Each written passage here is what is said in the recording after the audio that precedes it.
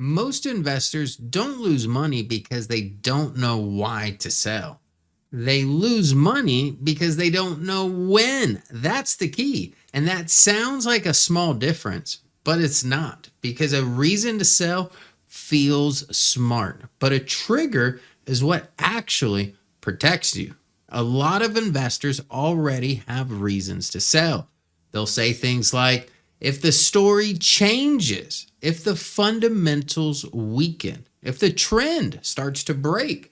You'll even see this even in mainstream advice. Motley Fool, for example, talks about selling when the story changes, the fundamentals weaken, or the chart starts showing warning signs. And again, that sounds right. But in real life, it creates a problem because most investors end up thinking, I don't want to sell too early. I'll wait for more proof. And that's where things start to go wrong. Here's the issue. The market doesn't give you clear proof first. It gives you price deterioration first. By the time it feels obvious that something is wrong, the stock is usually already down a lot more than it needed to be. So the problem isn't that you didn't have a reason to sell. It's that you didn't have a clear point where that reason turned into action. And that leaves you stuck in the gray area, waiting, watching, and reacting too late. Principle number one, a reason isn't a rule. A reason says I should probably sell. A rule says I'm selling now. That's a big difference because having a reason doesn't actually help you unless you've defined the exact point where you're going to act.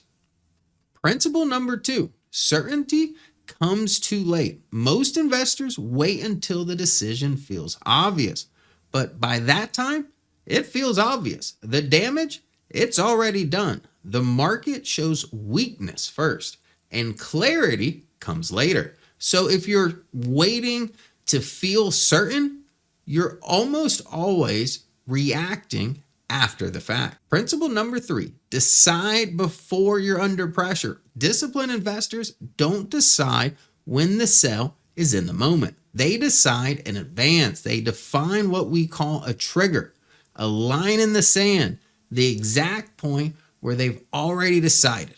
If it gets here, I'm out. Think of it like a guardrail.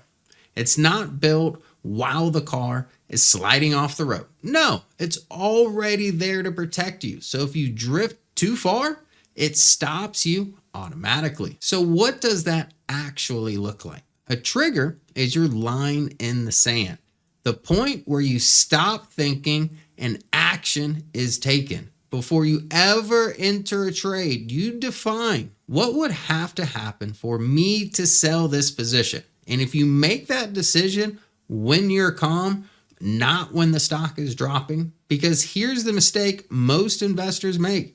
They don't decide where they'll sell until the stock is already going down.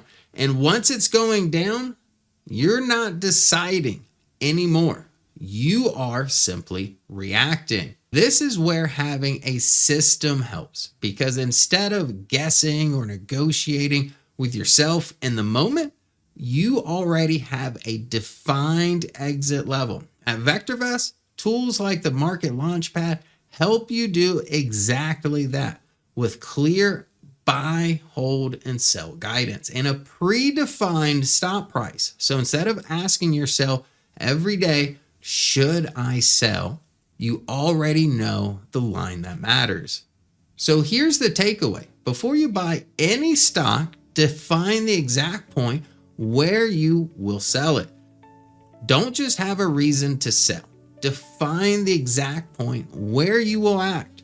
Because if you don't decide that in advance, you'll end up trying to decide in the moment, and that is when it's hardest. If you want help with this, take a look at the VectorVest Market Launchpad.